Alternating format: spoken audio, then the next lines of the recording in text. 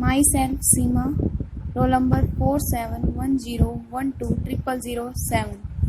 Theorem is a regular n-gon is constructible if and only if phi n is a power of 2. Proof. Let alpha is equal to cis 2 pi by n, where alpha is primitive nth root of unity.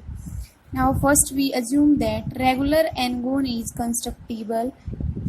If regular n-gon is constructible, which implies that angle 2 pi by n is constructible, which implies that cos 2 pi by n is constructible.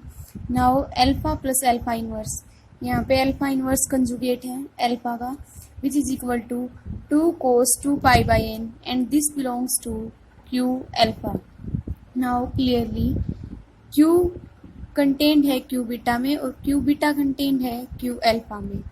अब हम निकालेंगे also alpha minus cos 2 pi by N whole square, इसका square खोलेंगे तो ये आ जाएगा alpha square plus cos square 2 pi by N minus cos 2 pi by N alpha. Ultimately इससे ये इक्वेशन आएगी alpha square minus 2 cos 2 pi by N alpha plus 1. Alpha इस इक्वेशन को सेटिस्फाई करेगा, इसका मतलब F of alpha is equal to 0 और ये एक्सटेंशन बिलोंग करेगा क्यू बीटा एक्स से.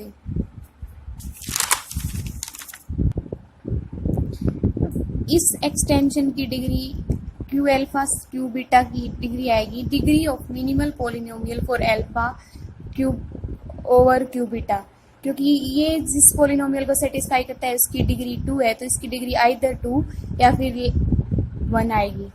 अब let phi n x be n nth cyclotomic polynomial. Phi n x अगर साइक्लोटोमिक पॉलिनोमियल है which implies that phi n x is irreducible over Q. इस extension की degree आएगी degree of minimal polynomial alpha over Q, which इसकी equal आएगी degree of phi n x और degree of phi n x है phi of n के equal. अब अगर बीटा कंस्ट्रक्टिबल है इसका मतलब है कि क्यू बीटा इस डिग्री इसकी एक्सटेंशन की डिग्री आएगी 2 रेज़ टू पावर की. अगर इसकी डिग्री तो इसकी क्या आएगी Q alpha such that Q की डिग्री आएगी 2 रेज़ टू पावर आर, क्योंकि इसको लिख सकते हैं Q alpha into Q beta जिसकी डिग्री है यहाँ से या तो 2 या फिर 1 और इंटू क्यू बीटा क्यू इसकी डिग्री है 2 रेज़ टू पावर के, तो इसकी डिग्री आ जाएगी फाई ऑफ एन की 2 raise to power R. Now converse part, let phi N, अब मान के चलेंगे phi N is equal to 2 raise to power K, which implies that phi इस एक्सटेंशन की डिग्री आएगी 2 रेज़ टू पावर के. अब we know that Q content है Q beta में और ये कंटेंट है क्यू अल्फा में. यहाँ से इसकी डिग्री इस एक्सटेंशन की डिग्री आएगी 2 raise to power R where r is less than equal to k.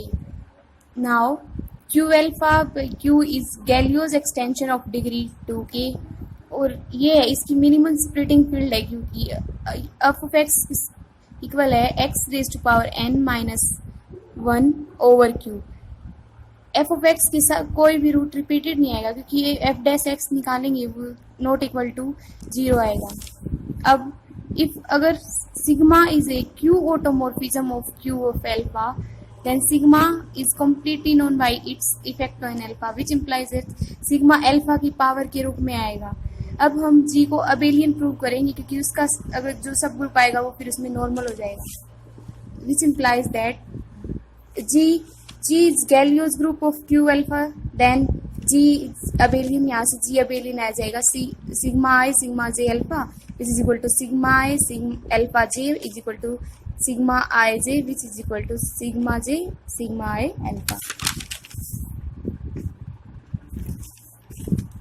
अब q alpha q अगर गैलियोज है तो q alpha by q beta भी गैलियोज आएगा क्योंकि q कंटेंट है q बीटा में और ये कंटेंट है q alpha में. Now let H be the Galileo's group of q alpha by q beta.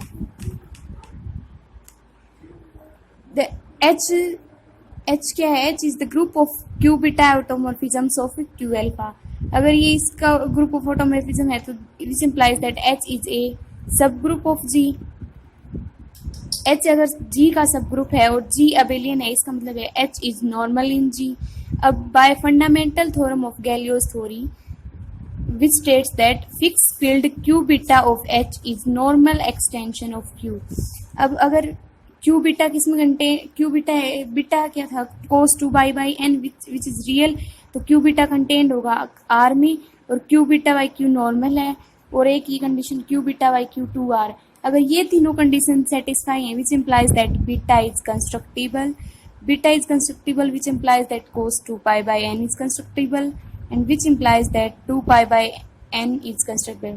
Angle 2 pi by n is constructible, which implies that regular n-gon is constructible.